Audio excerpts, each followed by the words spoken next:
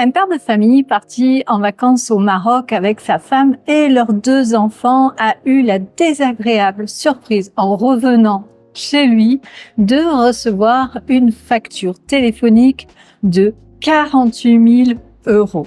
La raison, eh bien déjà, c'est des frais de données mobiles hors Europe qui n'avaient pas été plafonnés. Sa fille avait passé quand même 8 heures à scroller sur TikTok. Et ça, ce n'est qu'un exemple de ce qui peut se passer quand on ne vérifie pas ce que couvre réellement son forfait téléphonique en dehors de l'Europe ou que l'on installe mal sa carte eSIM. C'est parce que beaucoup de personnes pensent encore que leur téléphone va fonctionner à l'étranger comme il fonctionne en France ou comme il fonctionne pendant un petit séjour en Europe. Elles se disent qu'elles ne vont presque pas l'utiliser, qu'elles feront attention ou bien que leur forfait va sûrement couvrir le minimum.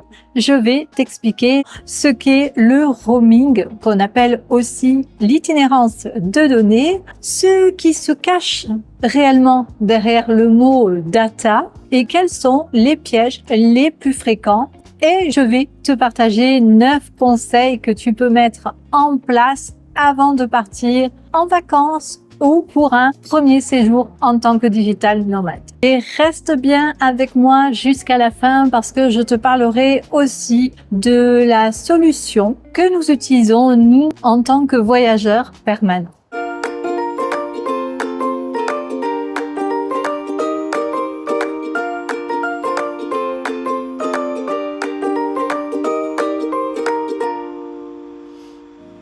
Alors déjà, le roaming, c'est quoi exactement ?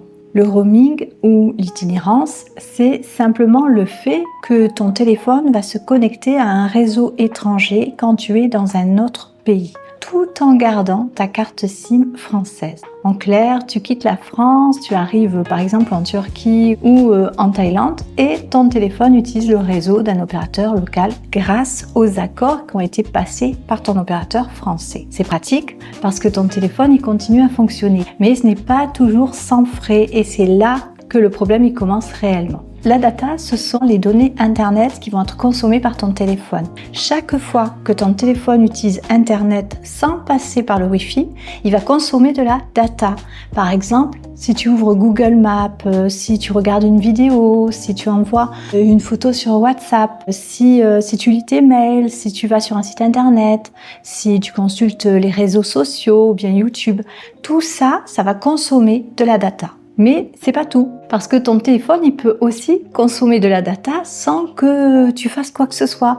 Il peut relever les mails tout seul, il peut mettre à jour les applications, il peut sauvegarder des photos dans le cloud, synchroniser les messages, charger la météo, mettre à jour le système ou encore faire tourner certaines applis en arrière-plan.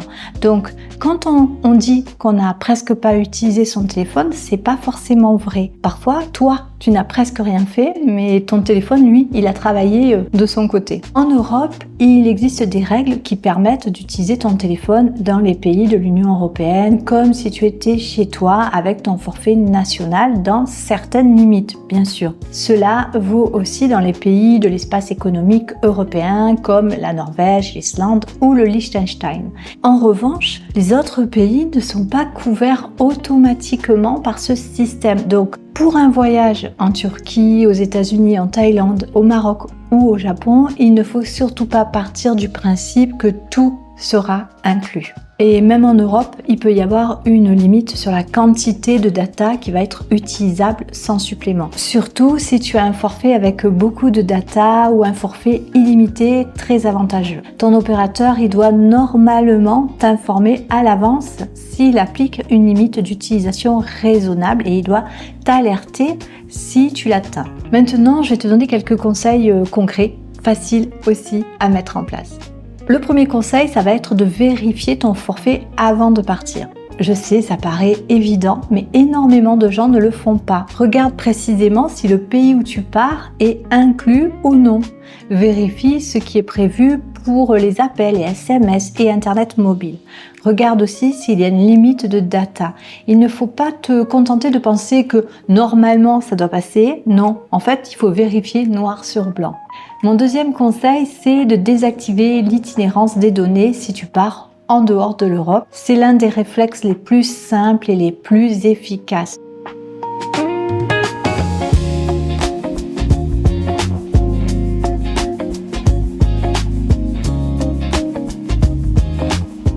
Si l'itinérance est désactivée, ton téléphone n'utilise pas la data mobile étrangère par surprise. Mon troisième conseil, c'est de télécharger à l'avance tout ce dont tu auras besoin pendant ton voyage. Ta carte Google Maps hors connexion, tes billets, tes réservations, tes adresses, les documents importants pour ton voyage et même, pourquoi pas, quelques vidéos ou podcasts si tu veux avoir de quoi t'occuper.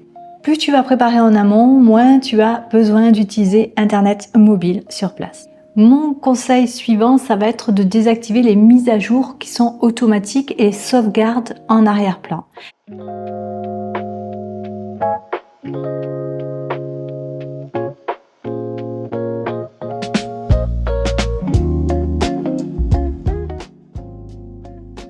Ça, c'est très important parce qu'un téléphone peut très bien se mettre à jour tout seul ou sauvegarder des photos et des vidéos sans que tu le remarques. Mon cinquième conseil, c'est d'activer une alerte de consommation de data sur ton téléphone. Franchement, c'est un très bon filet de sécurité. C'est toi qui vas définir le seuil d'alerte sur ton téléphone.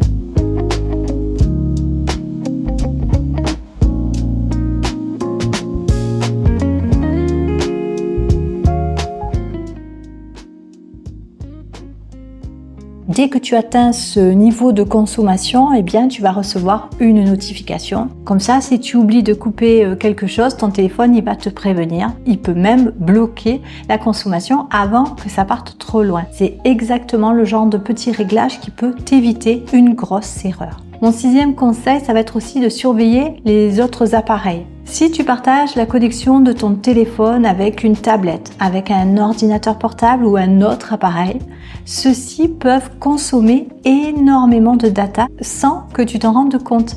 Ils peuvent lancer des mises à jour, ils vont synchroniser des fichiers, télécharger des contenus lourds. Et là, la consommation, elle peut grimper très vite. Donc, le partage de connexion hors Europe, il faut vraiment le faire avec prudence. Mon septième conseil, en cas de doute, utilise le mode faible données ou un réglage équivalent.